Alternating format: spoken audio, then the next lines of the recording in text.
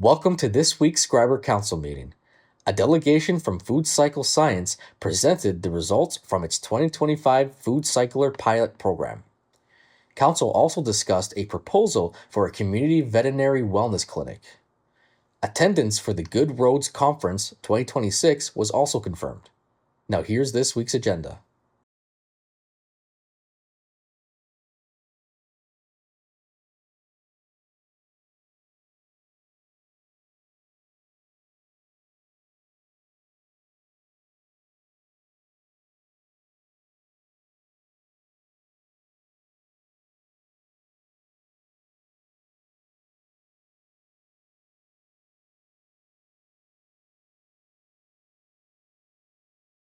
Good evening and welcome to the Township of Schreiber's Council and Committee of the Whole for tonight on Tuesday, February the 10th. We're in council chambers in Schreiber and we are ready to begin the open session. Before we begin, I would like to acknowledge that we are in the Robinson Superior Treaty Territory and that the land on which we gather is the traditional territory of the Anishinaabe and the Métis. So, first item is the agenda. Has everyone had a chance to look over the agenda? Any additions or deletions? Can I have approval of the agenda? All in favor? Next are disclosures of interest. In reviewing the items, are there any disclosures of interest to declare? No? Hearing none? We will move forward to delegations and I will turn it over to C.A. Goldsmith. Okay, Maddie, you are coming out here. Do you need to share your screen or? Yes, I'll share my screen. Okay. That's okay? Yeah, I think I have to give you permission, hang on. Perfect, okay. Okay, so good evening, Mayor, members of council and staff. Thank you so much for having me back. My name is Maddie I am the Municipal Partnerships Representative at Food Cycle Science, and I'm here tonight to present the results and the next steps from your Food Cycler pilot program. So before I jump in, I just want to quickly recap who we are. So Food Cycle Science is a Canadian company. We are based out of Ottawa and we are 100% focused on food waste diversion solutions.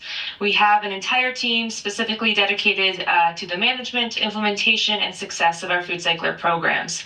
That's the photo that you see on the screen there.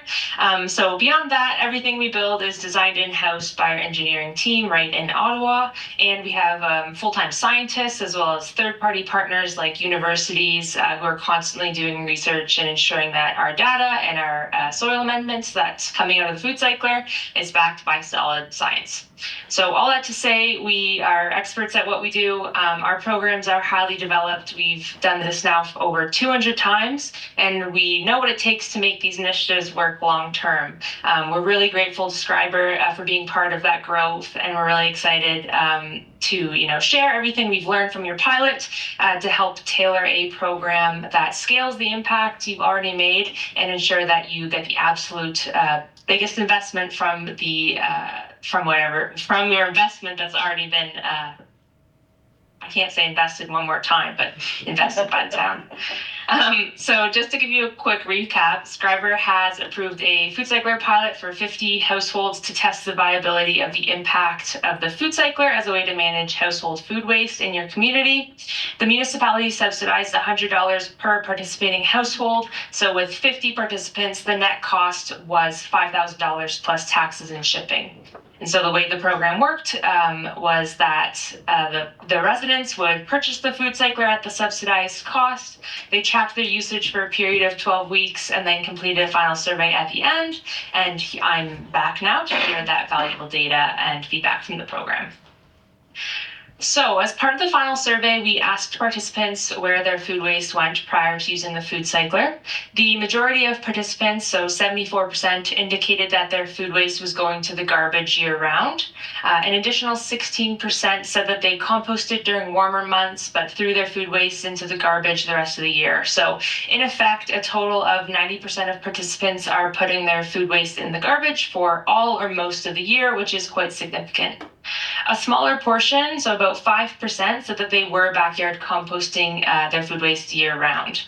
We also asked those who don't backyard compost what prevented them from doing so, and the answers are really familiar. The vast majority reported concerns about pests and wildlife, as well as bad odors, and that it's really just too much work and maintenance. These responses just reinforce that without a clean and convenient year-round solution, the majority of food waste in Schreiber is just ending up in the landfill, which, as we know, increases your waste costs, decreases the lifespan of your landfill, and creates harmful emissions. So for your diversion rates, on average, participants were running about 2.87 cycles per week for their Eco3, which is the smaller food cycler model, and then 2.83 cycles per week on their Eco5, which was larger. This works out to an average about 246.11 kilograms of food waste per household per year being diverted. This is the equivalent of a total of 12 metric tons of food waste per year diverted from the landfill with just the 50 food cyclers deployed in your community. So in terms of climate impact, that diversion translates to the equivalent of the carbon sequestered or captured by 15.99 acres of forest annually. We also asked residents about their garbage output before and after using the food cycler, and on average, households were reporting that they were producing 1.06 fewer standard garbage bags each week. That adds up to about 55.1 fewer garbage bags per household every year. So just to put that into perspective, with 50 food cyclers in Schreiber, that works out to be 2,750 garbage bags being diverted now every single year. So next, we asked residents a series of questions to get a sense of their food waste behaviors since they started using the food cycler, along with their preference for diversion options. So overall, 65% of participants reported that they are now motivated to waste less food as a result of using the food cycler. This isn't surprising to us. When people are managing their organics at home, they become a lot more aware of how much food that they're wasting because they can see it right in front of them. So this added awareness and motivation to waste less naturally ends up happening with our program, and it's a really important and valuable piece to consider. Then 94% of participants would recommend the food cyclers to others based on their experience.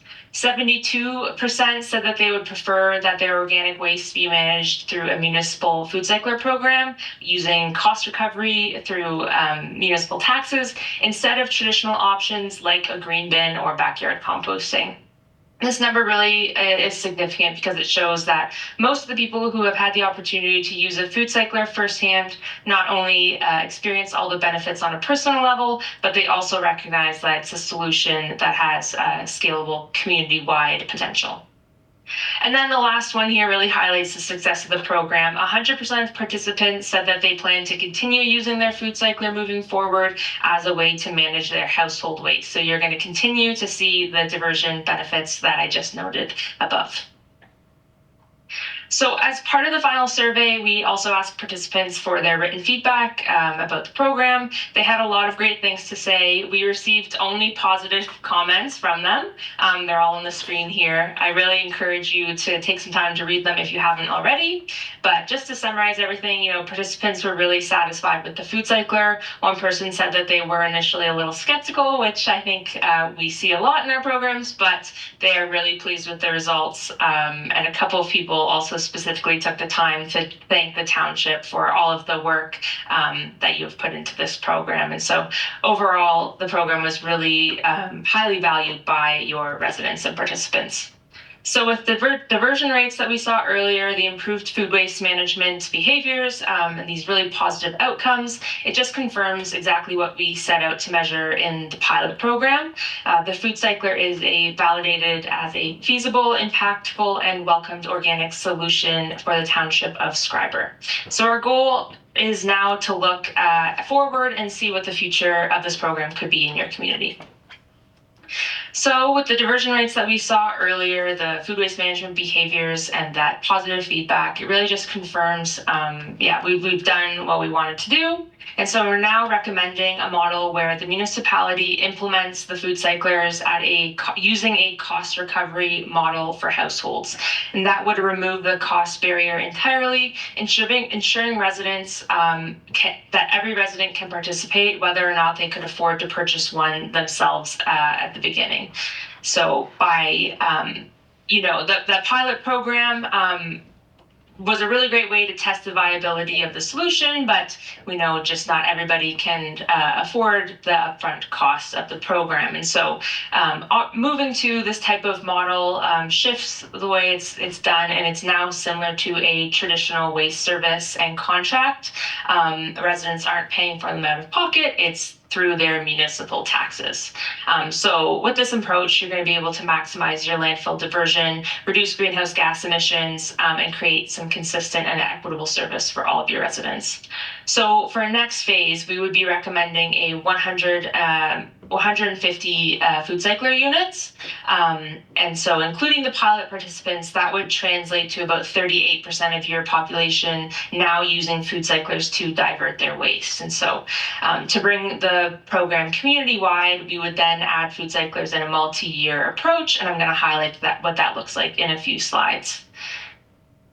But yeah, I just want to recap that the food cycler program really can be a win for everybody. You're going to see increased benefits like lower waste costs from food waste not ending up in the landfill, decreased emissions, and being able to provide your residents with a nice service. So in our expanded programs, we tailor them specifically to your community, and they come with a range of services and options that we like to include. So every food cycler comes with a 5-year warranty and full customer service support, similar to what happened in the pilot program. Your community would also have a dedicated implementation manager to oversee everything. So this would be from logistics and planning to creating promotional materials and education plans for residents. This would be your go-to person.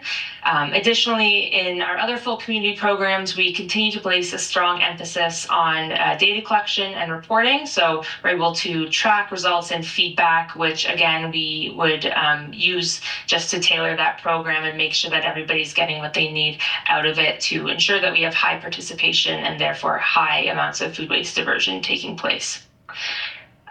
Additionally, when you include more households, things like soil amendment management and providing easy access to carbon filter refills becomes really critical to long-term success. And so we would work with you to determine how these aspects should be managed in your community. So on the slide, I have an example of a bear-proof soil amendment drop-off bin that we've integrated in one of our communities. This is just a place for people who don't want to use their soil amendment in their gardens, or if they don't have a backyard composter, they can come to the drop-off bin and dispose of it here. And then in this community, the public works staff picks up the soil amendment and brings it to their composter. It's about 150 kilometers away, but they only need to do that about once a month. So however you want to manage things in Schreiber, but it's just one solution, and we would work with you to figure out what's going to be best. And then the other aspect is the carbon refills. So obviously when your food cycler smells, it's going to be less nice to use it. So having the carbon filters really accessible to residents so that they can keep using their food cycler as often as they need is really important. And so then again, on this slide is a photo of a refill dispenser we have in a grocery store in one of our partner communities. And so residents can come here, pick up the carbon refill when they need it. It's at no cost to them, and then they can go home and just keep using their machine. But again, that's another aspect that we would work with you to figure out how it's going to be best to make those carbon refill accessories available to residents. And then lastly, I just want to add that we do have a school program as well. And so in our expanded programs, we would provide a donation of food cyclers to schools, along with our school's curriculum that we have just kind of revamped. So I know one of your schools did receive a food cycler, and so we'd be happy to send the curriculum to them so they can start using it, and the kids can learn about composting science and the importance of diverting food waste. But overall, we really make sure to make make sure that this program is tailored to your community and you have all of the right supports in place for it to go well long term. So as I kind of alluded to, providing each household in the community with a food cycler is a big task, but we make it easy by focusing on a multi-year phased-in approach. So as I mentioned earlier, the recommendation in our next phase would be about 150 food cyclers. This would be 38 participants, or 38% of your household populations, including that first pilot phase. In the next phase, we would, run a similar type of program with all of these expanded services, collecting data, providing more education materials, answering any questions that residents might have about it, to make sure everyone gets off the ground and running. And then in phase 2, we would expand deployment, add the infrastructure that I mentioned after we've planned for it, and get all of the households in Schreiber using food cyclers to divert food waste from the landfill. The goal with the phased data-driven approach is to just ensure maximum adoption, real waste diversion, and a strong return on your investment. Okay, so thank you. I want to thank you today for your time and the opportunity to work with your community. We've really enjoyed it. It'd be great to continue to work together. So if there is interest at all I ask is that this be referred to staff so that we can, work together and talk about what a program would look like before being presented again to council. I'll also add that we can do an ROI assessment with a new tool that we've just created, our ROI calculator, just to show you exactly what, the return is going to be in a full program. So happy to do that as well and get that information then. But thank you so much for letting me present. I'll stop sharing my screen and I'm happy to answer any questions.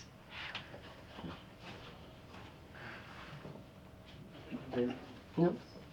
Wanda? No questions. You're going to work with Maddie moving forward? Yeah, for sure. Yeah. I'll send you an Okay. email tomorrow, Maddie, and then you can send me the information about the phase 2. And we'll go from there. Okay? Perfect. That sounds great. Okay, Thanks so much for your time. Thanks, Maddie. Okay. Still under delegations.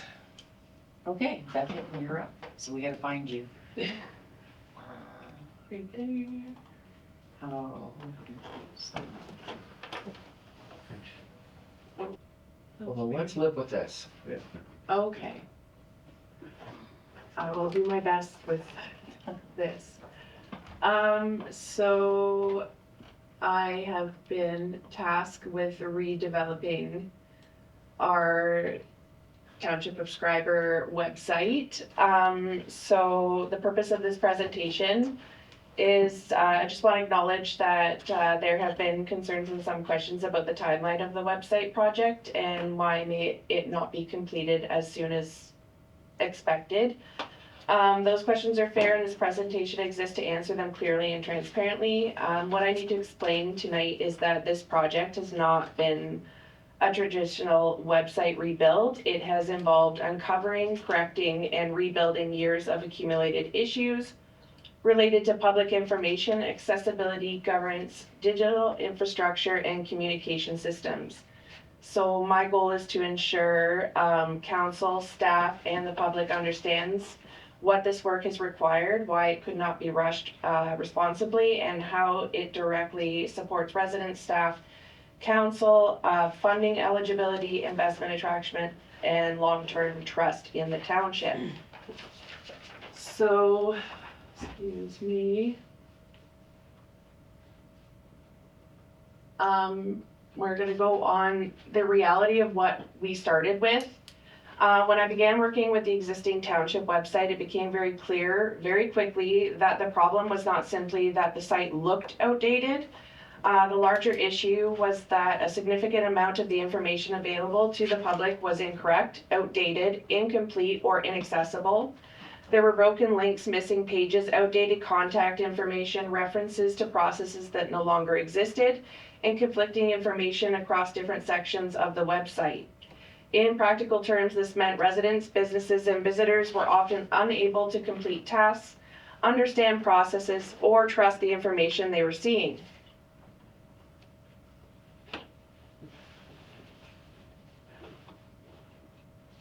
Because the condition of the original website, this project could not be treated as a simple content migration.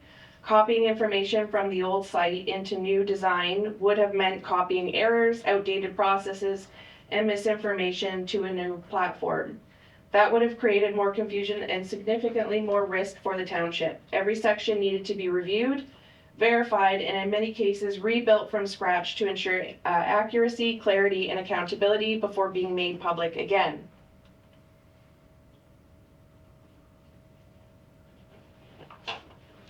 So this site, as I worked through each section of the site and the original website, the project evolved into what is effectively a digital audit of the township's public-facing information. This audit involved identifying what information exists, what information is missing, what is outdated, what is duplicated, and what is inconsistent across platforms. Many of these issues were not recent. They have developed gradually over many years as processes changed, staff turned over, and systems evolved without centralized digital coordination. And the reality is, I want to be clear at this very point, this isn't about assigning blame to any one department or individual. These issues are systemic and long-standing. They are the result of evolving municipal operations without coordinated digital framework to keep public information aligned. This project simply brought those gaps to the surface. Identifying them now is not criticism, it's an opportunity to correct them responsibly, moving forward with clarity.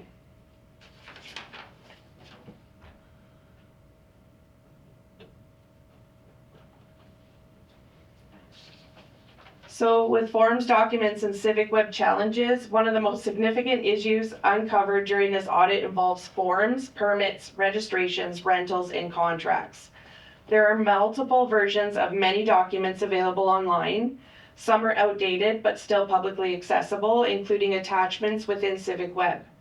In many cases, departments have updated forms internally, but those updated versions were never delivered for online use. This creates confusion for residents and businesses and exposes the township to risk when outdated documents are used.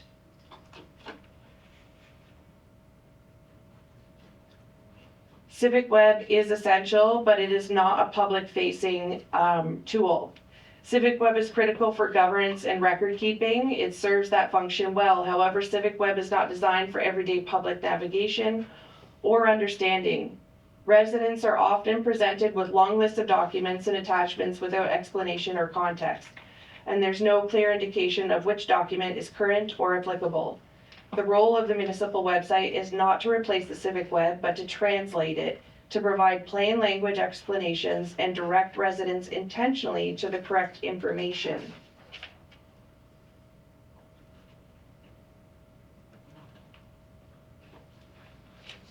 Accessibility is often treated as a compliance checkbox, something that passes an audit or avoids complaints. In reality, many accessibility barriers are never reported. People simply disengage because the information is too difficult to access or understand. True accessibility requires considering vision, hearing, cognitive load, language clarity, assistive technology use, and how people actually interact with information. Accessibility has been intentionally embedded into every element of the new website. This includes descriptive alternative text for images, icons, clear meaningful links, logical heading structures, consistent navigation, and reduced cognitive overload. This approach ensures residents of all abilities, including seniors, people with disabilities, and neurodivergent users, can access and understand the information with dignity and clarity. I'm sorry. That's okay.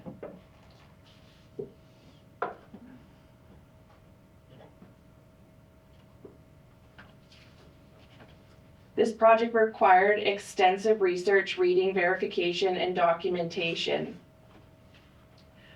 I've spent countless hours, and I mean countless hours, researching and reading official documents, council agendas, and minutes, bylaws, policies, procedures, plans, forms, and contracts to ensure public-facing information is accurate and defensible. This work is largely invincible, but it is critical to ensuring residents and staff can rely on the information presented.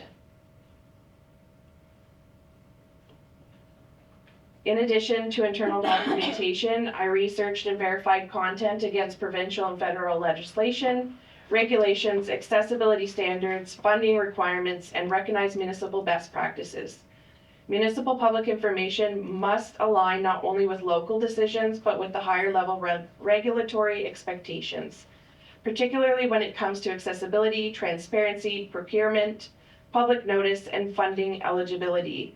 This level of alignment protects the township and strengthens its credibility.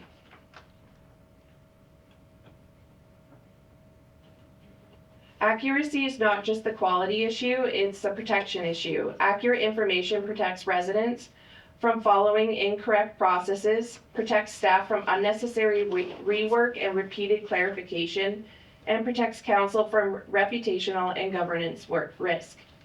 It's taking the time to verify information now that prevents far greater cost and confusion later.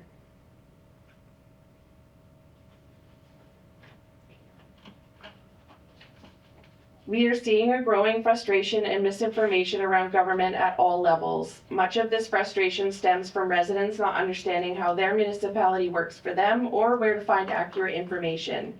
The website is being structured to educate residents, clearly direct them, and support informed participation, which directly builds trust and confidence in the township.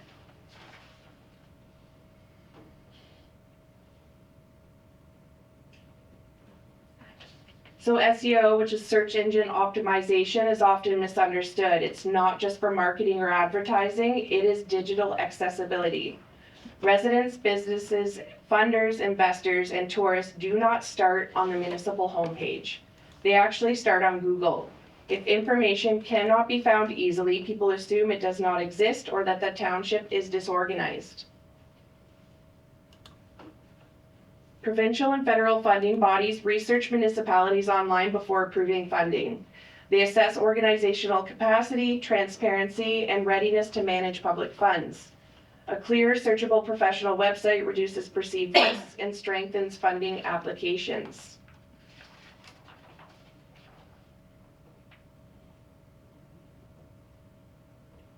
Investors and partners research quietly before ever making contact with a municipality. They look for clarity, predictability, and transparency. If information is unclear or outdated, opportunities are lost without feedback. A strong website signals readiness and professionalism. Tourism decisions are almost entirely digital. If township parks, trails, facilities, and attractions are missing or incorrectly represented online, they effectively do not exist to potential visitors. SEO ensures Schreiber is visible, accurate, and competitive.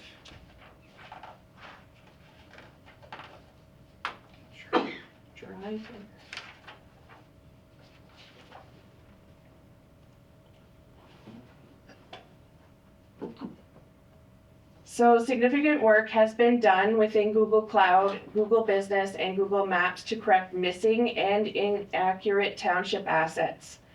Many of the township's facilities, parks, and green spaces were missing or misrepresented, affecting residents, visitors, and tourism visibility. So I've been given access through our Google Cloud to literally rename, put the proper addresses. A bunch of our facilities are not even listed on Google Maps, which when people look us up, be it funding, investors, it shows a lot of our assets are missing and shows that we don't have much to offer.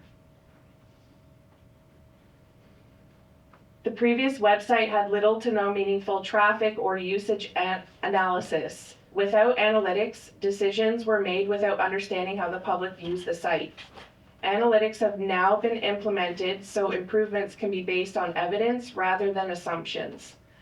So we discovered through, I believe Jamie did a thing with some university students when they wanted analytics of our website and stuff like that. We realized that our existing website never had that done, so you would never be able to track how people use your website, who comes from where, be it social media, Google, other search engines, what people are exactly looking for. Now this website will have all of that data given to you in a spreadsheet that's super easy, and you can see what works, what doesn't work, what information people are looking at, and how you can build more information that is positive to people.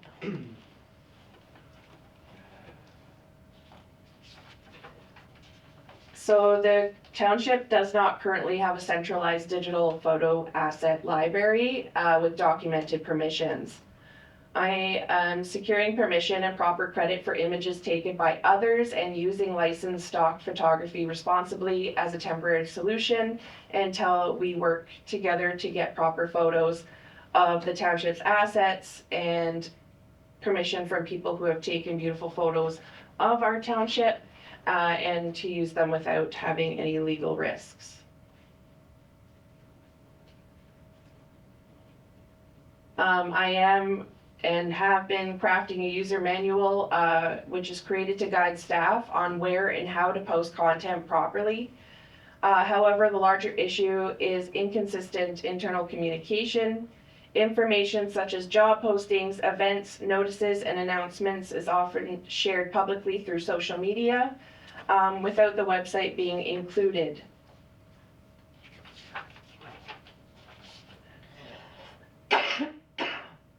Social media and other platforms are not substitutes for a municipal website. The website must function as the central source of truth to meet transparency and public notice expectations. When it is excluded, accuracy and compliance are compromised. The digital architecture of the new website is built. Accessibility is embedded throughout. I am currently finalizing the comprehensive audit of missing, outdated, and non-existent information so we can move forward confidently.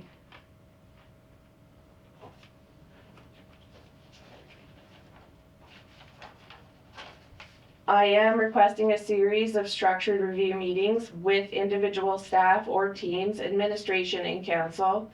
These sessions will allow us to confirm accuracy, identify gaps, prioritize updates, and fix communication processes together.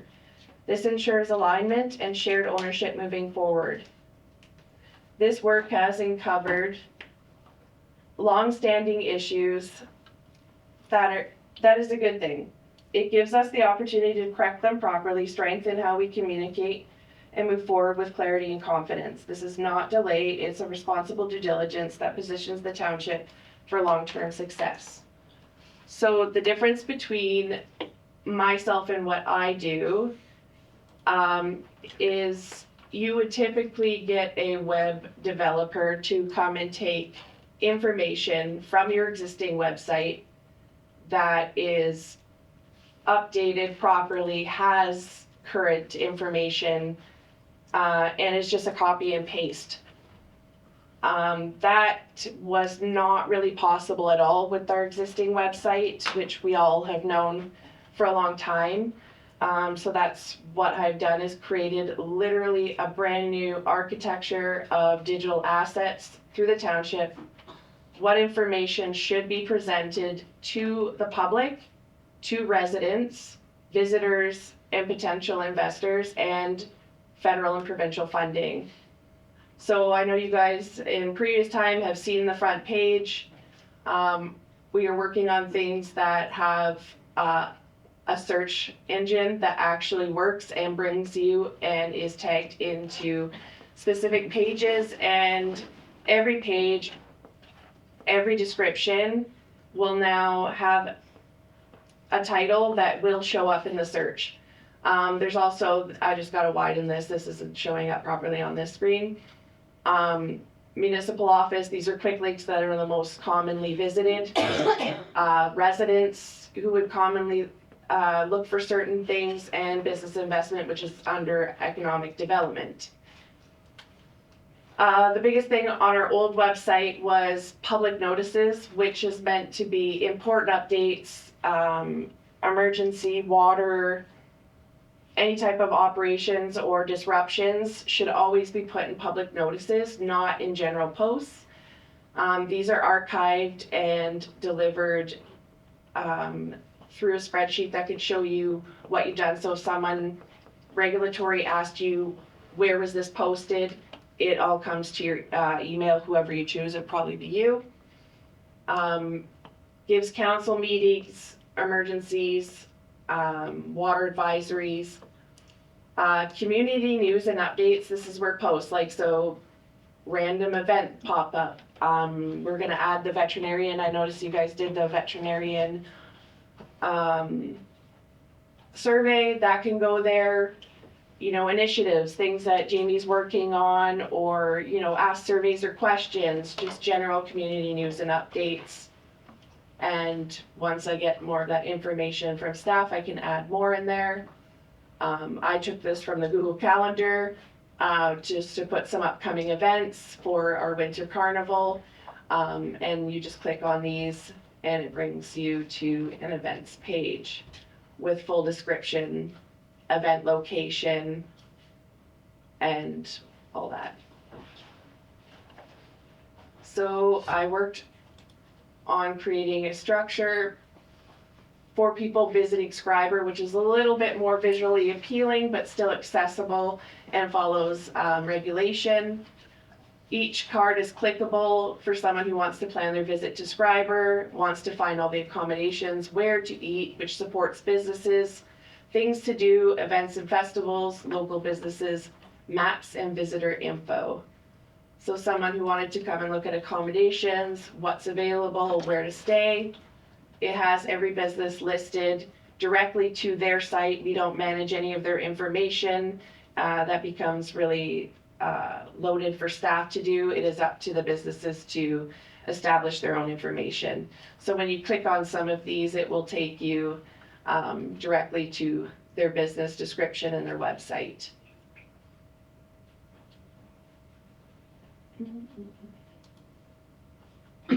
Where to Eat has all the business, restaurants and things like that. Local businesses is a business directory. Jamie and I are continuing to work on, but I will definitely send this link and we can go through it and you will see the massive change in information delivered to the public, support for the staff and investors. Yeah. So I have a question. Yes. When is this going to be complete and done, like live, made live, I guess, or whatever you say? As soon as I get all the finished information from staff. So you talked about your missing information and you want to set up sessions with different groups, so you need to get that done? Yeah, so everyone has had access. I gave the link back in, and everyone has had the ability to check on this and look through. I've asked for feedback. I've asked for different things, and I know it's a lot to go through. So when I built the architecture of exactly where information should be and how, now each department should be able to go through and look, see what's missing, see what changes they would like, and see what processes need to happen. So do you have a timeline set up for that, Bethan? It's up. I could literally come in every day and work with someone, no problem. But we have no online forms available. There's multiple forms for different things, memberships, rentals, permits. Forms have been scanned that can't be used on a website, and I know that was one thing that you guys wanted. I was under the impression that somebody was hired to make all the forms digitalized, but I have not gotten that. Who was hired? Our digitization intern. But she was digitizing older files for us, no? Am I wrong, CEO? Yeah, she was just, it had nothing to do with the website. It was strictly putting stuff in our shared files so that we can destroy our paper copies. Yeah. It had nothing to do with this. So we're gonna have to look at that. Okay. So what would you suggest moving forward? So I'm wondering if this could go live but under construction and just be a work in progress. To get something more real out there than what we already have. I'm concerned about the budget. That's gotta be a consideration to get this finished for sure. Council will have to think about that. And how much more we really need. Like, I mean, the forms, do they have to be fillable on here? Could they not just be a downloadable PDF? Like, cause if they're on, if you make them fillable on here, where are they gonna go? They go to the appropriate department.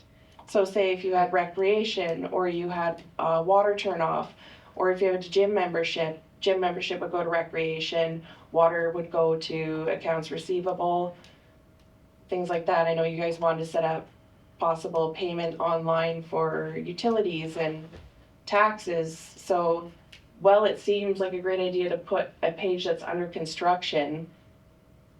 My biggest worry is I do manage the website right now. I still do not get a significant amount of information. I see things go on social media, but I don't get any information. Who is going to maintain this and actually put the information in this and keep it updated? So, All right, so maybe, I don't know about, I thought I lost council. I don't know what the rest of council thinks, but I'm wondering if at this point, because council's concern is, our only concern really is that the website, when is the website gonna be finished? But you're quite right, you bring forward some really interesting points and that it needs to be correct. We want it to be correct. So I don't know, CEO Smith, is this an opportunity for you to work with Beth and get figure out where the links are and give us maybe at the next council meeting or a following council meeting, the date that the website would be complete? Could you just, I think that's what we're looking for. And I think that you've got some questions you brought forward as well. What is the date of completion? Yeah. And can we use under construction? Maybe those are conversations better off held through Sure. administration. Yeah. Before you come to council. I don't know, Councillor McGraw, Councillor Morrell, what do you think? Well, can we get another link or an updated link so we can take another look at it? yeah, for sure. I'll send this whole thing to you guys. Yes. I'll send it to everyone, yeah. Okay. Yeah, I don't wanna put a website that's not done Okay, personally. I wanna be able to have everything there.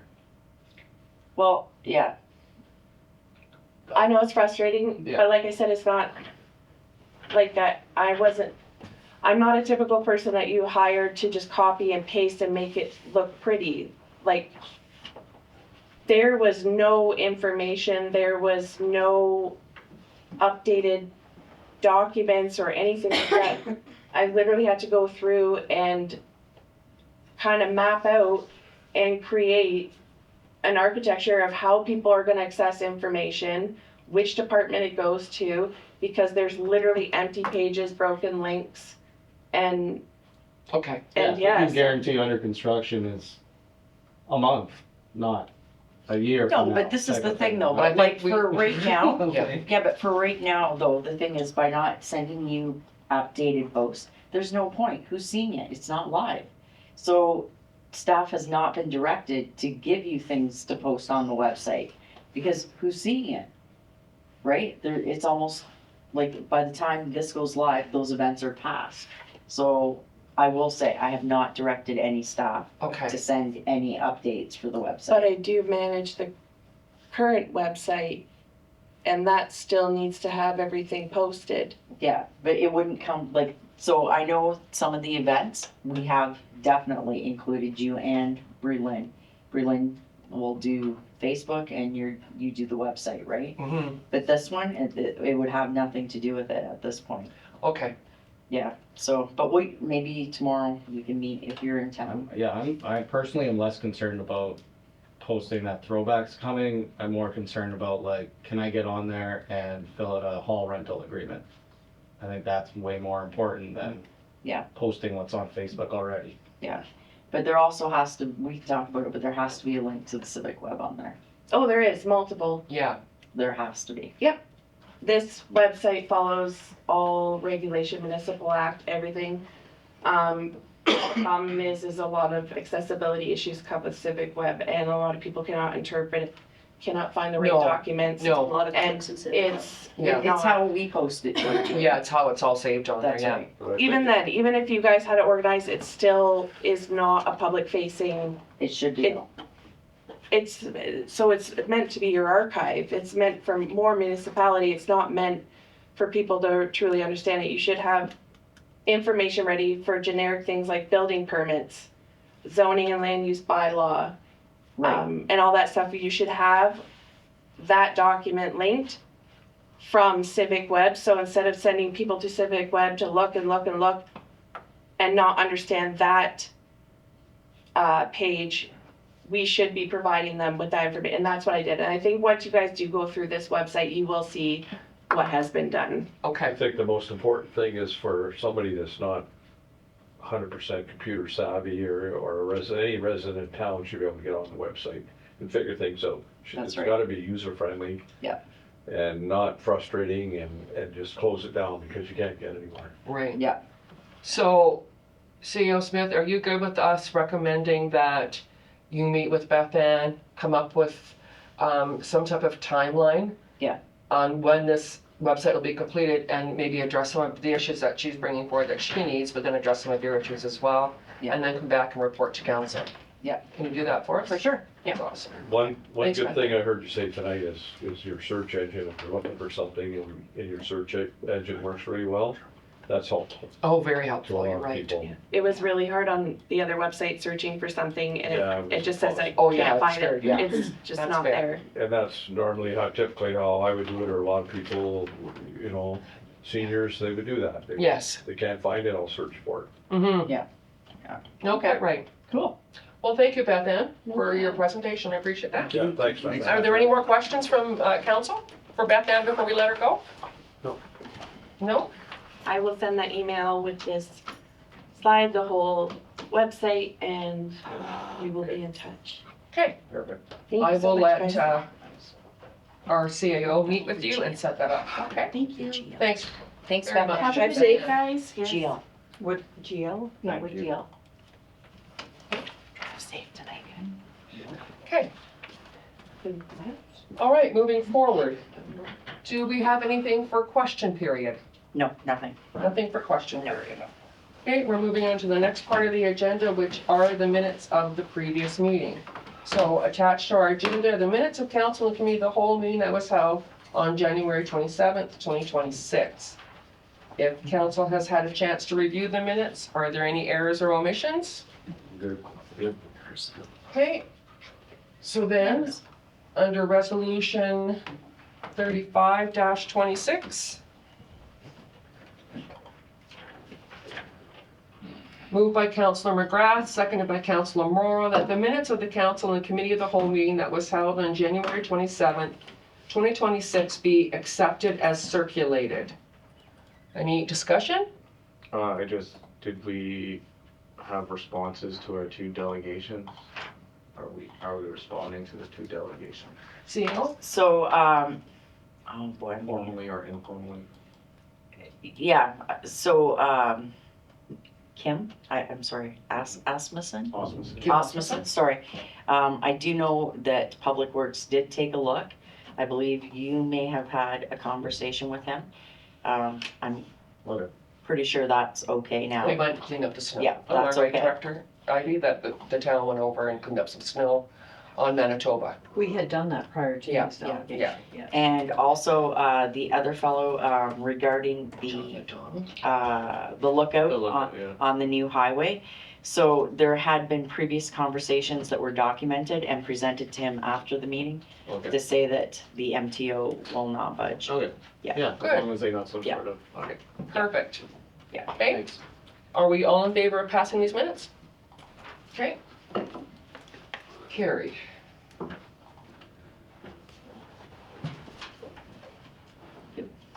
All right. Next on the agenda is business arising from the minutes. And we have one committee of the whole recommendation. So this is a recommendation that was brought forward at the last meeting on January 27th, and it was in regards to approval for the quotation of the sauna heater. So that council approved the quotation from Sonofin in the amount of $3,000 excluding applicable taxes and shipping for a CW-M model sauna heater. Any discussion? All in favor? So, resolution 36-26. All in favor? Carried. Next on the agenda is accounts for payment. So we're looking at January 2026 accounts payable listing, and I will send this over to Treasurer Bottomley. Anything to report on this? Any questions? Check 30695. I need the vendor name. Darch? Fire? What is that for? Fire extinguisher. Oh, Inspection, kitchen inspection too as well would be Darch Fire, or is that? I don't know. It's Oh no, that, you know Dark what? Fire's not me. No, that's fire Jan. department. Oh, okay. That's Okay. what? Fire I don't know, department. it's a bigger number. Yeah, it's Okay. not me, it's Jan. So the check number was 30695? Yeah. Yeah, that was for rescue tools. Okay. I just have never seen Darch. Okay. Good. I have what, Norris Construction Equipment? That 20,000, Yeah. that's the grader repair. Okay, it's greater repair. Steve Ward Contracting. That's the floating That's the float? Yeah. Okay, and the rental. okay, that's all right. Okay. That's all the questions then. I'll ask for a vote on resolution 37-26. This is moved by Councillor McGrath, seconded by Councillor Morrow, that the checks issued on the general bank account in the month of January 2026 in the amount of $670,146.12 for general accounts payable be approved and ratified. All in favor? Carried. Thank you very much.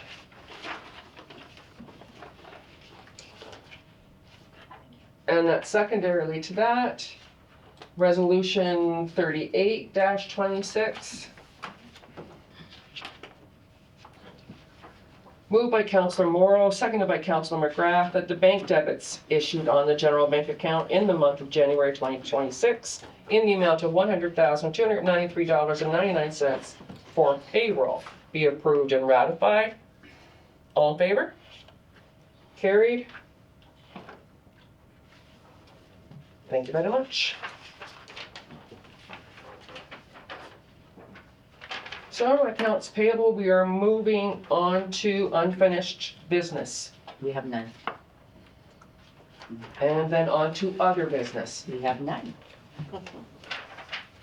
And then next we are moving into the committee of the whole. So the committee of the whole, we're gonna start with department reports and committee board minutes. So to start, item number 1, we have EDO Spadoni with an economic development status update. EDO Spadoni. Thank you. General updates, I attended the Rome conference with Councillor McGrath and CEO Warren Smith. I attended the Schreiber and Next 4 conference on January 27th last week. And I attended the Prosperity Northwest conference on January 28th. Recently submitted the application for Senior Active Living Center for 2026-2027 funding. Just recently we were moved to the detailed application step with FedNor for the feasibility study for the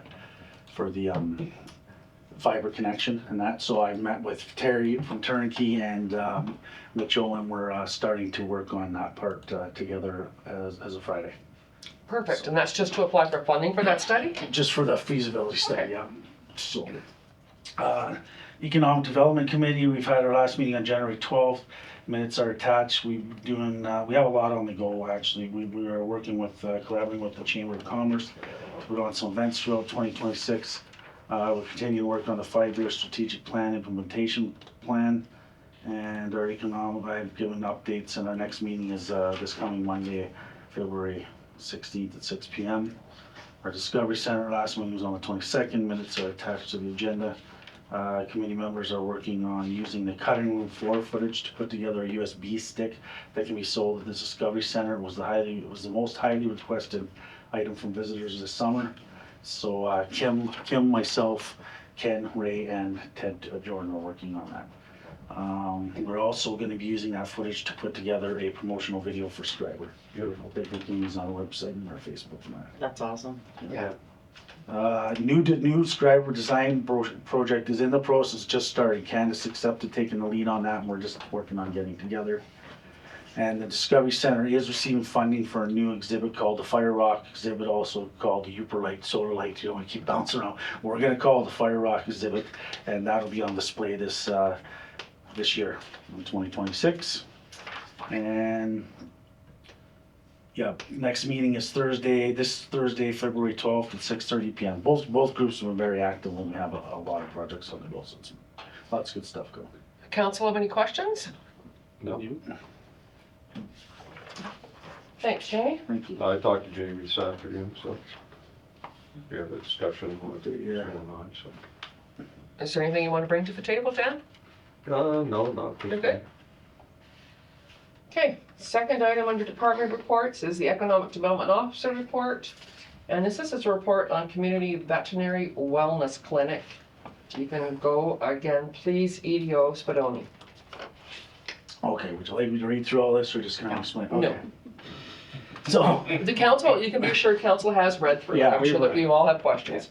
So Brianna, just, you know, quick, Brianna from the new EDO in Nippigan reached out to me to work together. We really both understand the importance of trying to get our North Shore communities to work together. And she had worked on this project about bringing a veterinary clinic to our area. I do want to clarify, it's not here. This clinic will go to Nippigan. So it'll be hosted in Nippigan, the first one. And then it'll involve, you know, anyone who wants to go through it from our communities, Red Rock, Schreiber, Terrace Bay, and Nippigan. And then moving forward, if the clinic goes well and the people want to come back, which it is looking pretty good so far, the next clinic, we could switch different towns. So it'll be in a different town at each time. So some people that cannot travel to this clinic in June, you know, might be able can come to the one in Schreiber. So what it would be, so what this is, just initial kind of pilot project that they put together, and it's to bring like a temporary solution to us not having a vet. But in this area, from what I'm getting on feedback, is that everybody's looking for a vet, and they're going to Thunder Bay, Dryden, Sault Ste. Marie. So we put out an expression of interest just to see how it is, and we've got 265 responses from them, 86 from our area. So 86 out of 265 are from Schreiber? From the Schreiber area. Yeah. Okay. And then as well, so with the projected costs, where they're wanting us to just kind of give saying that we'll cover the cost sharing on if there's a downfall, you know, based on that, we're at the lower end. Doesn't guarantee, you know, expression of interest is just people saying they would like to go, Yeah. but it was only posted once. But I'm thinking we're gonna have a very successful event if this goes through, but you know, what the commitment is to cover up to this amount of money, 1/3 of this amount of money. So it'd be at the 4,590 or the 33,090 for the cost of bringing them in, and it'd be those costs would be between us, Red Rock, and Nippigan. So Terrace Bay isn't part of it? Well, no, she wanted to just kind of involve us three to get going. Okay. And then expand, you know what I mean? Because she didn't know how big it would be. And they were gonna actually just do Red Rock and Nippigan first. But like really, when we posted on our Facebook, Terrace Bay, Wow Sport, you know, pay spot, so they can all go. Yeah. It's just we were kind of the ones that were gonna take on the working with Nippigan and Red Rock Okay. initially. And then moving forward, this would involve all I of just Terrace put Bay. it 4 ways. Yeah, oh yeah, and you know, Terraceburg, Rossburg, Yeah. you know, and that, and so, Okay. yeah, So the worst case scenario would cost Schreiber $1,500, yeah, 1,500. and the best case scenario would be $500 approximately. Yeah, or less, it could be less. Could be less. Yeah, it could be 300, the worst case is saying about 360, but that, it could be less, again, we don't know, this is all new, but it's investment in us starting relationships as communities, which will bring things like this to our area, which we couldn't do on our own. And I'll tell you, like, wasn't easy. Like, Brianna put a ton of work into this, so And And again, it benefits Schreiber too in the long run, because actually moving forward, once this is done, this is initial investment, moving forward, there will be no guarantee of shortfall. It'll be on the veterinary clinic to calculate their costs and everything to come to our communities. and I'm assuming their travel plans are not in the dead of winter where things could be canceled. No, They're June. like June. So we're looking at Perfect, proposed yeah. June, yeah, and no specific date, but yeah. No, So when do you need a commitment from us on this? Kind of as soon as possible to kind of let these people plan, but Things go. if there's something that you want me to find out beforehand or something, that's fine too.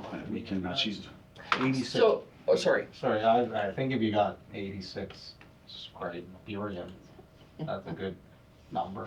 I would be in favor of it. To try. So with this $1,500 at worst case, I understand that. This is just an initial layout. This is just for the first visit, Jamie? first one, yeah. After that, if they return, but she's pretty excited from the feedback, if they return, then there'll be no cost for us to cover, because this is just them coming in, not knowing, kind of unaware of what the cost will be, at the time to book and do that. It's a commitment to just make sure they hit their target for coming here. So it could be as much as $1,500 now. So moving forward, let's say other communities do want to participate. Then at that point, would they be invited then to share in some of this layout? Well, no, because they're expecting no costs, any shortfall costs projected towards municipalities after this. So that it would be like vets would charge full expense, and They that might however many charge- people they get booked. Instead of $90, they might charge 106 or something, how they figure it out. Yeah.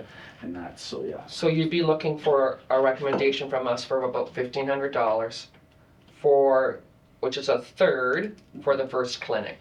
For the first clinic, yes. And we'll get the stats of how many people from Schreiber attend. Yep, they'll have all the stats, and then moving forward, we can, bring them to our community too as well, so. So what do you get for $90? I don't have a pet. Well, it's only cats and dogs, this one, so that's another thing. This is the initial thing, and they do specific, I don't have pets either, but deworming, a blood test, but I went through some of the comments, and it's stuff that people need, but it's also stuff that people have to drive a far distance to get, so it's costly. But also, she said, once she comes here and sees, figures out how successful it is and the demand, they might offer more services, they might offer, so that it could grow as well as the amount of services that they have. And they said they might even invite like someone like our pet care clinic or something to come in and do some grooming, once there are, so. Okay. I like that. So then I guess my next question would be to our CAO, is this $1,500 something we can work into the 2026 budget? Should council wish to move forward? I think so, You confident with that? on its own though. Yes. Yeah. So is that council's direction? Yeah, I think if we're getting pretty good feedback on the idea, then. You're a move ahead, Council McGrath, Council Morrow? Yep. So am I, we'll direct. Okay. Okay, Good feedback and good relationship. We got a lot Yeah. of other stuff we're working on that.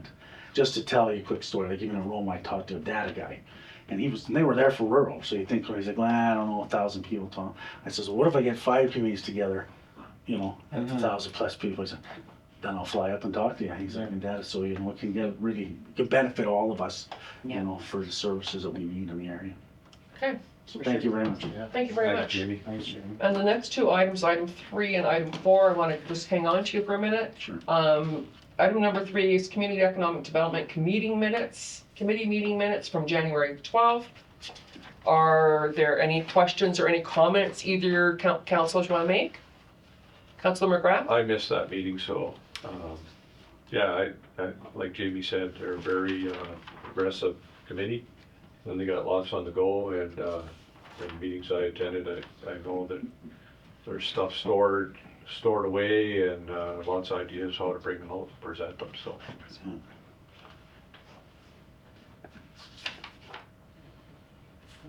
I want to also update. Councilor McGrath? Councilor Morrow? No. Okay.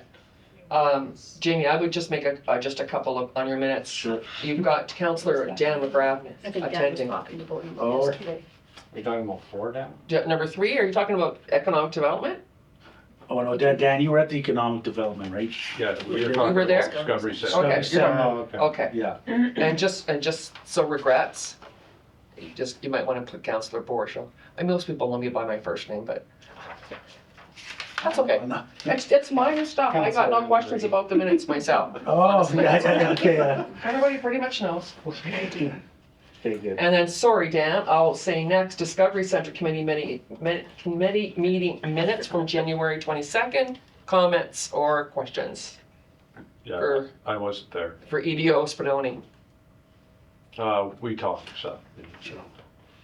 The parking lot sign, is that the one that we saw the different designs for? Or is that Yeah, so that one, like the tall one with the? Yeah. Yeah. so we're gonna get, you mean, sorry, no, the highway sign was the big design one. Okay, so that's not the park, what's the parking No, the lot? parking lot sign is one, we did bring the actual design to, remember it had the branding and it was just like a yellow sign with the Discovery Oh, yeah, Center yeah, thing. yeah. So we're moving forward with Oh. that, and what we're gonna do is have a two-sided sign, and we've talked to the beautification committee about, so we're gonna have like wood like this so that the public works can move if they need to in the winter, Mhm. and then have, the beautification's gonna put flowers in the middle and nice. stuff like that, so, Nice, yeah, like that. nice, Very good. like it. Any other questions? Okay, thank you, EDO Spadoni. Thank you. Thanks, Jamie. Thank you. And we're moving on to item 5, which is our CAO clerk, CAO Smith, on our grant proposals. Okay, so as council is aware, we did apply for the Health and Safety Water Stream Grant last year. I believe the application went in June 20th of 25. We did receive word a little later than what had we anticipated. Just so council's aware, we are still working with other ministries regarding this grant. So what I'm asking from council tonight is to provide direction for Mayor Mullins and myself to go ahead and execute an agreement with the province at the next council meeting. So you're asking for a resolution to be put forward for the next meeting, Yes, regardless of the, yes.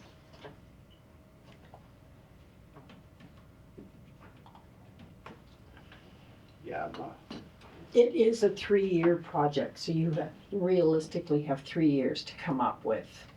yeah, but in the meantime, are we not adding that to a levy? No, not at No. all, not at all.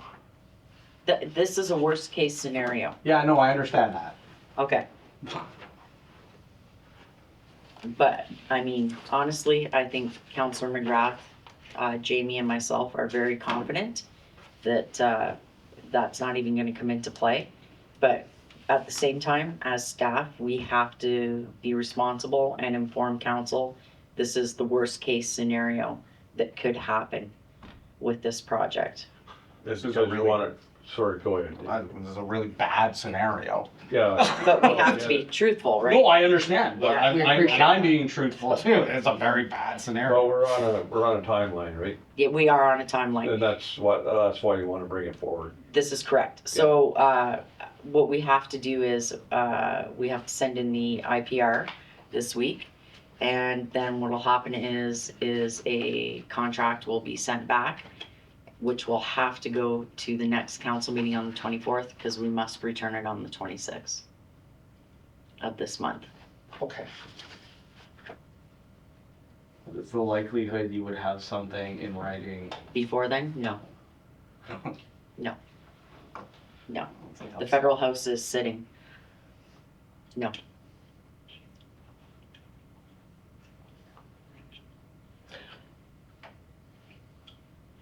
So the IPR doesn't require council endorsement. That's Does not. just you guys are moving forward, correct? Correct. It's a staff level report used to confirm or update your application. That's right.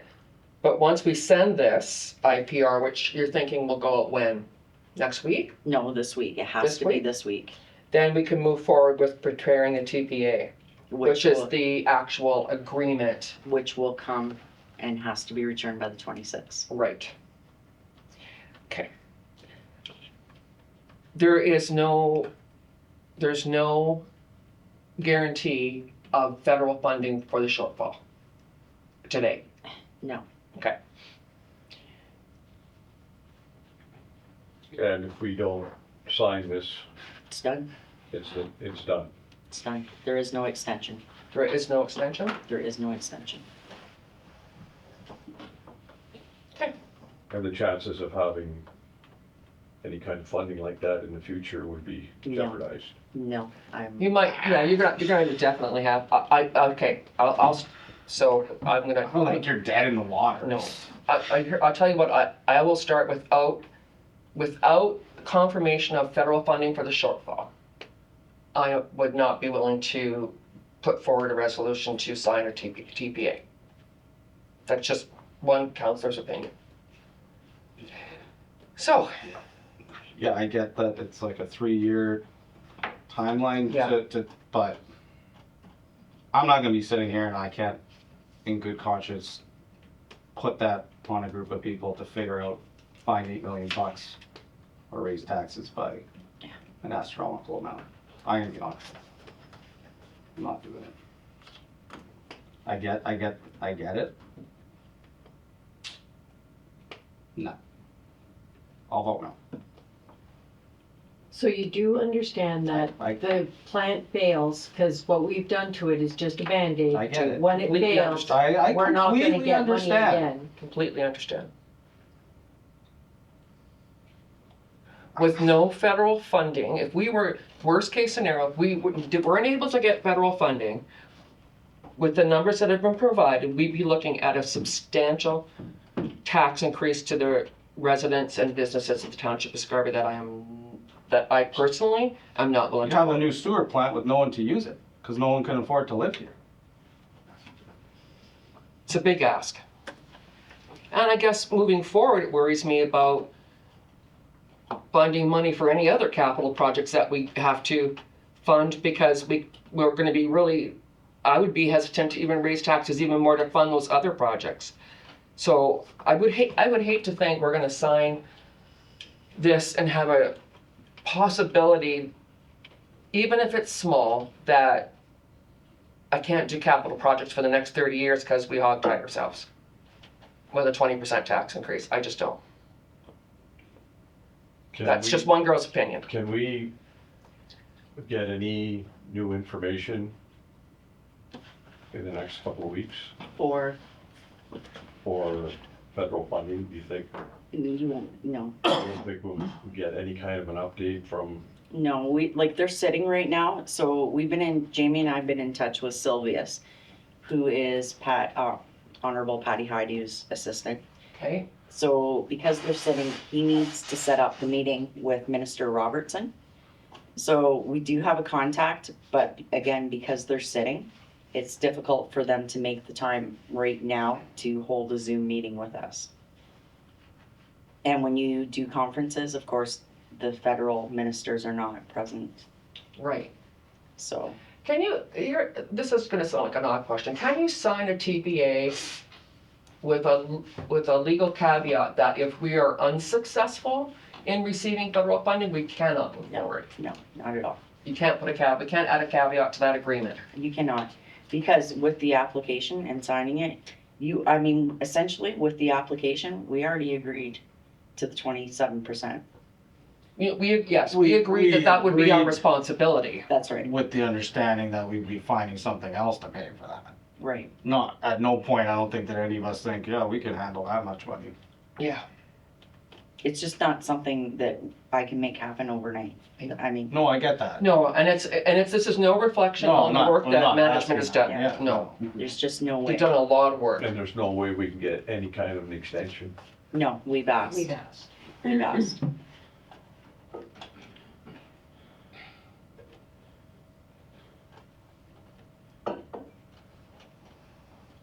What would council like to direct?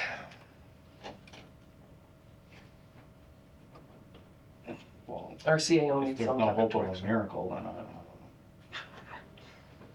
Do we want to direct her to, just find her. That's okay. No, I'm just gonna find her, I'm gonna find where you work right now. Do we wanna direct her to, complete the IPR and get that out this week? But, okay, but that's not, like, the IPR, we don't need for council. No, you don't need that, but To we don't direct want, we don't want you to, I guess my point is, we don't want you to stop doing that. But if we don't, like, if I don't get direction to bring that back in 2 weeks, the contract, then it's not gonna matter, right? Cause I'll miss my deadline. So council, I hate saying it, almost has to say today to give us the time to get the documents back for the 24th meeting, to meet the 26th deadline. I will not be directing you to do that. Okay. I would not either. Okay. Is there some strength to calling, maybe perhaps calling a special council meeting? I'm sorry, Dan, No point. next week to make sure that, because I kind of feel that we do have quorum, I understand, but that it would be more respectful to bring maybe Councillor Bryson back in and maybe even have the mayor even Zoom in to a special council meeting next week. Sure. But I still, Just so that all five of the elected officials then are at the table. I kind of feel like with just 3 of us, I don't know how fair that is to you. is Councillor Bryson, do you think he'll be available? Like, is it a Chaplow situation? I don't know. See, he was coming to tonight's meeting until this morning. He got called out. So I'm thinking we could set something up. I don't know how the rest of you feel about that. I'm good with that. Pardon me? I'm good with that, I'm available, so. Councillor Morrill? It would be an evening meeting. Yeah, like on a Tuesday? We could figure something. I'm sure management can figure something. I can direct our CAO. I just kind of feel that with a decision that is this big, because I recognize the work that went in and it is a big decision, do we not want to have all 5 of us at the table? Yeah, that's fair. Is that fair? Fair enough, yeah. Okay? Okay, I'll set it up for next Tuesday. Okay.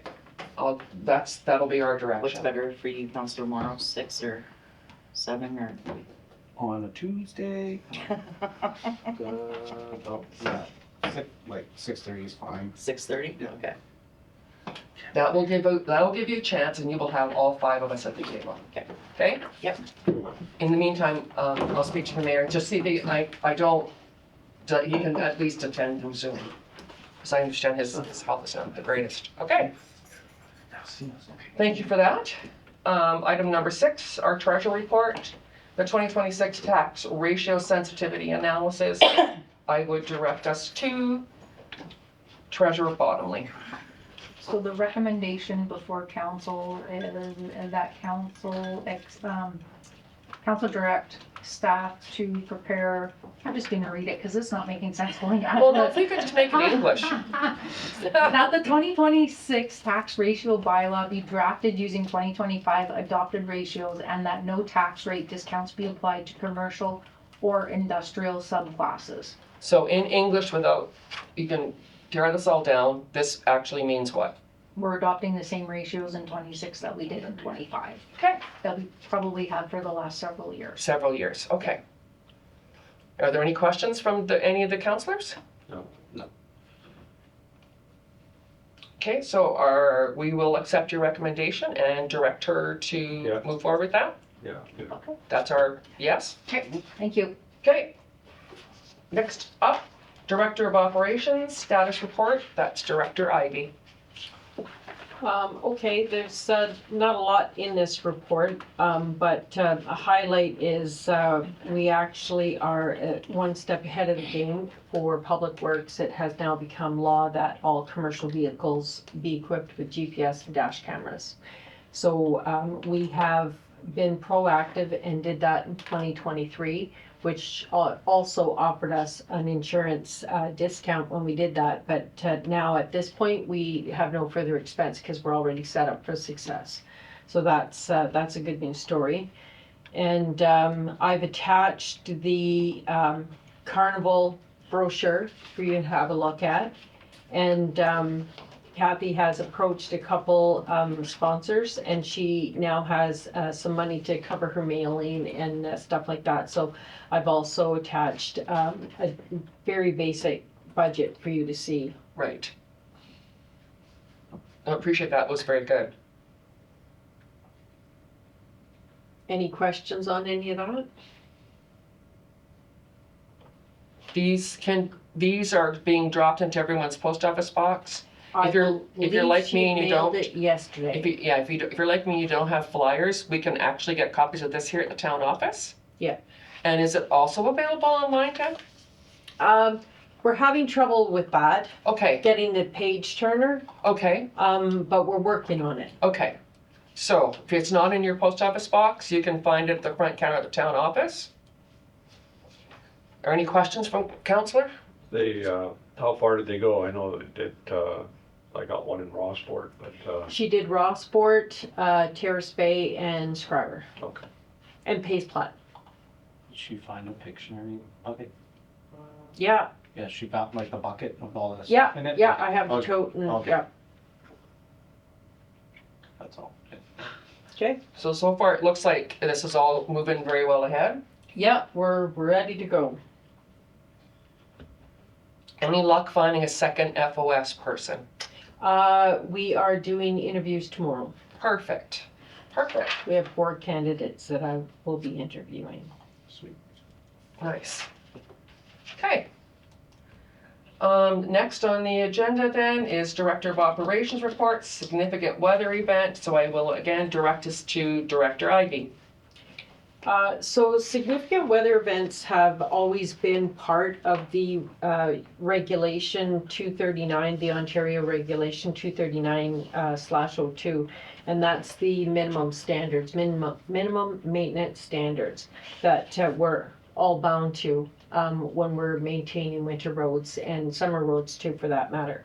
So because the Environment Canada has changed their way of reporting weather alerts, they've made it easier to declare the significant weather event. And when you declare it, it's well explained in my report here, but when you declare a significant weather event, it kind of opens up the window so that you don't have to meet those minimum standards during an extreme weather event. So when the event is over, then you have your clock will start at that point to meet your minimum standards. Up here in the north, we're very accustomed to snow, so the yellow alerts, I would just power through that, and we do what we do. But if there is orange or red alerts for extended, really crazy weather events, then I would suggest that we draft a policy that could automatically get us into there's no downside to it. If you declare a significant weather event based on your weather alert, and nothing happens, there's no downside to it. Yeah. You just declare it over. What's the upside? It protects you from liability. So if something happens during an extreme weather event, because in an extreme weather event, there's several scenarios that could happen. You might have to prioritize main thoroughfares. You may have to keep emergency routes open, and then the side streets don't get done. So if something happens on those side streets and we haven't been there, we're protected by the significant weather event when you go to court for liability issues. If it's prolonged, I may have to send half the crew home to go and rest, because you're gonna have to come back in 12 hours to, let these guys go and rest, sort of thing. So, because you'll be plowing snow 24 hours around the clock, sort of thing. Mm-hmm. So it just provides you some leeway to not meet the minimum standards, because the minimum standards are pretty strict. Like there's certain depths of snow on the road that you have to get off within a time frame. It's all spelled out in the standard. Significant weather event opens up the window. You don't have to meet those minimum standards. We show the courts that we've taken all necessary precautions. We've prepared for this event. We're doing what we can. It's going to be a defense in court. So you would propose to declare that on an orange or a red? Orange or red. Yeah. Yeah. And this would all be outlined in this new policy you want to draft. And then you declare it. Yes, it's an Up to the automatic, the director declared. that's right, Okay. it's all documentation. Yeah. Since you've been here, Tommy, has there ever been something that bad that you would have? You know, if something like 1996 happened again, Yeah. that would definitely Okay, be so an it's not occasion. it's a rare thing then. Yellow Well, whether- alerts, we can handle. What about this year when they closed the schools that day? Like that 18th and 19th of December, where that was an orange, would that have qualified as one? It would have Even though qualified our as guys were still out there? one. We still Okay. maintained the road and we would still do everything possible to try and maintain Yeah, our minimum but you standards. could have declared it for something like that, okay, Yeah, when the highway's closed for that's right. however long. So you document when your weather started, you declare a significant weather event, Yeah, and then you do what you can. I think it makes sense. Yeah, there's no downside to it. No, Yeah. All right, so Tammy's asking that council approve direction to staff to draft that policy that will automatically adopt this weather event. Is that the direction we're saying? Yeah, Yes, good. okay. That is, we are adopting your recommendation. Item number 9, Director of Operations, Director Ivy, we're talking now about harvest covered. so I did meet with the board of directors for the Harvest Covered Food Bank. And we went over the attached lease that you see in front of you. And they had a couple of questions that we were able to clarify for them. And we have also discovered that there's responsibilities that we have, so I would suggest that we start a GL just for the harvest covered, so that we can include the furnace maintenance, preventative maintenance with Cloud Darling. And I was looking at the fire extinguishers today when I was in there, and they expired in 2024. So we need to get them on the Trans Canada Safety program so that they're regularly checked as well with the other buildings. So I'm going to make arrangements for, because recreation maintenance currently does the rec, the arena, the medical center, and the Discovery Center building inspections. So they're gonna add the harvest covered to that as well. So the ladies have provided us with a key so that we can put some proper maintenance into the preventative stuff. This, I read through the lease agreement, it looks like pretty standard agreement. Question about the furnace. So by this agreement, the furnace is our responsibility, it's a township prescriber's responsibility. Yes. Okay. And I read your report. Okay, so I have a question for you. Can we limp this furnace along until the spring? The furnace that's currently in there. That is the plan. That is the plan, okay. Yeah. Some of the I wouldn't information. recommend going next winter. No. Some of the information in here, I think we can handle it, but there is a couple of sources of funding for capital for food banks that I've been able to locate. One that opens in the month of August and September, and another one that will open probably in July. So I would suggest that I can send our EDO Spadoni some information, and that perhaps that we can find a grant program that will cover the cost of the furnace, so that it won't have to be added to the 2026 capital expense. Because the minimum amount was $10,000, and I believe the furnace quote was 12, Mhm. right? So I think we can do that as well. I So- did look into your question about the electric furnace. Yeah. There's not even enough power coming No. into that building to supply an electric Yeah. furnace. Okay, so it would Yeah. have to be, And it's obviously bigger than a residential furnace. Yeah. okay, So it's propane. That's what we're going to switch to. Yeah. right. So who paid for heating before? Was it? They pay for the oil for the heat, the furnace, and they will pay for the propane for the new furnace as Okay, well. So that Yeah. was one of their questions. Okay, so you're, sorry, Nope, that's good. so you're looking for recommendation from us to add a GL account under buildings, I'm guessing, Yeah, treasurer, yeah, in the amount of 2,500? Yeah. So will management make a note and add that to our proposed 2026 budget, which I know we're still looking at finalizing. As well, this agreement that you have drafted up, CAO Smith, do you need, like, in order to sign this, are you also going to need a matching bylaw? No. No, we can just sign this agreement? Are we directing that this agreement be signed by our CAO? Yes? Councilor McGrath?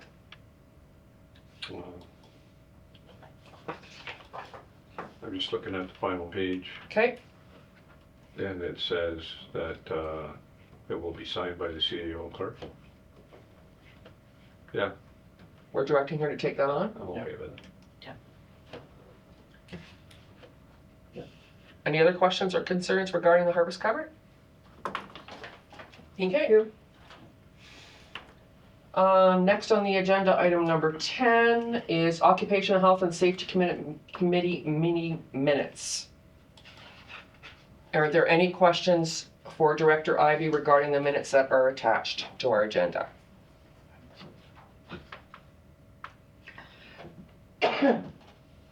No? No.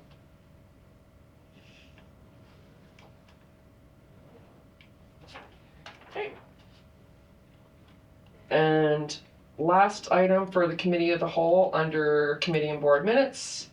Item number 11, Aqua Schreiber Water at Wastewater Treatment Systems Report for December 2025.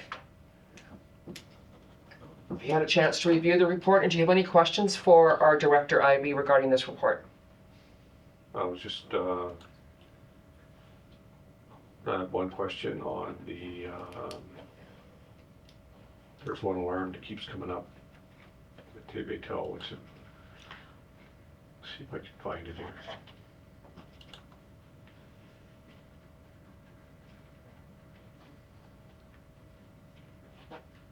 Battery test alarm keeps coming up in this report. Yeah, there must have been a run of bad batteries or something. We were having the same issue at the Discovery Center. We changed the batteries in the smoke detector, but it continues to beep. So I actually had Albert go to Terrace Bay to buy batteries because the ones in here were not lasting very much. So the ones that and they take special Duracell as well. So since we've done that to the Discovery Center, we haven't had any more issues. So I can have that same conversation with So them. you're thinking that may be. I believe it is. I just seen it come up there a few times. So. Yeah. Okay. Councilor Morrow? No. I don't have any questions for you. The report looks pretty straightforward. I didn't see anything that was alarming. Perfect, thank you. All right, so after Committee of the Whole, we're going to move on to communications. There are 5 items.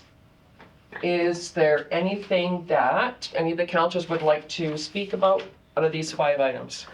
Number 4.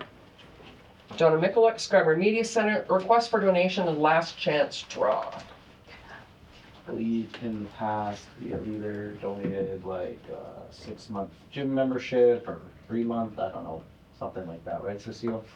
1 second. Or hat. In 2020, Aha. 2024 was a donation of a 6-month individual fitness room membership. There you go. See, I knew it was something like that. What's the cost? Last year was $140. This year it's $146, excluding applicable taxes. And that would come out, Marlene, from council's PR file? I like it. Is that how you want I to? think we should donate something. Yes, so is that what council's directing administration to do? Move forward with another 6-month? I mean, people like that. Okay, I think it's a good one. all right, Got some value. Yeah. got some value, okay. I'm gonna talk briefly, I don't know that there's much CAO Smith wants to do with this, but she received a letter from Environment North regarding assessments of resolutions for exotic pets. Do you really feel that it is in our best interest to write this resolution? Not for this area, I mean, not that I'm aware of. But Nobody knows of any exotic pets. I'd love a pet moose, but No, it's just big. So, I mean, just because it was addressed to her, I just Yeah. wondered if you had any thoughts about this. He was just a very nice fellow we met at Roma. Okay. Okay, number two, there's also some concern about nuclear waste management organization Oh, yes. not including transportation in their in fact, nuclear waste management, what do they call it? Initial project description. They're not including transportation in it. But I think I talked to them down in Roma and at Noma last year and about transportation. They don't have it figured out yet. They don't know what they're going to do. They're looking at all the angles. That's right. They didn't like rail, and I talked to them last year. They didn't like rail because they said the optics aren't good if there's a derailment, and so they were kind of. But this year they were looking at it again, so they don't know. No. That's down the road a bit. Oh, it's way down And the there's new road. technology coming out all the time. Yeah. I've seen a lot of items in the news where, and I know some of our First Nation partners Yeah. have taken a stance on moving this type of equipment through. So they're running to ascertain that the township of Schreiber be participating in the impact assessment process. Like, can you make some of this English one to what they're actually looking for from us? So, like, I mean, it does affect us. It is going through our community, but I mean, I don't agree with the highlighted statement in there that they explicitly stated that they do not intend. So that, you know, this letter is pretty much saying that NWMO has no intentions of making the public aware, which I don't believe is a true statement. That's not what Okay. I'm getting. So, I mean, honestly, I don't think that, I wouldn't recommend supporting this. Yeah. Okay. Okay, I mean, we have. I agree with that. Yeah. and the rest of the councils, Yeah, you feel comfortable with that? Perfect. Okay, thank you very much. Any other item on here in communications you want to discuss? Okay. Unfinished business? None, sorry. Other business, items number 1, Thunder Bay District Municipal League Conference and Annual General Meeting. Yes. So it is coming up in March. I believe it's the 5th and 6th. Yeah, it is the 5th and 6th. So just as a holder place, based on a previous conversation, I had told Nikita that it would probably be Councillor McGrath, yourself, and Mayor Mullins that would be attending, because it is a daytime event. Councillor Morrow and Councillor Bryson both work.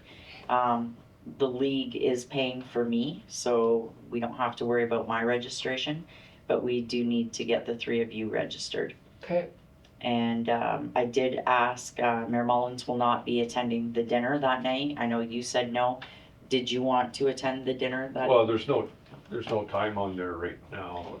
I don't think we stayed last year. No. Dinner at Ducky's will commence at, there's no time at this point. Yeah. No. Yeah. So if it's late, I probably won't stay either, so. But I know you're part of this, that Oh, I'm we not- were thinking that you might want to stay. No, our meeting is before that. Yeah. Okay. Yeah. It's before the 5th, it's the 4th, I believe. Okay.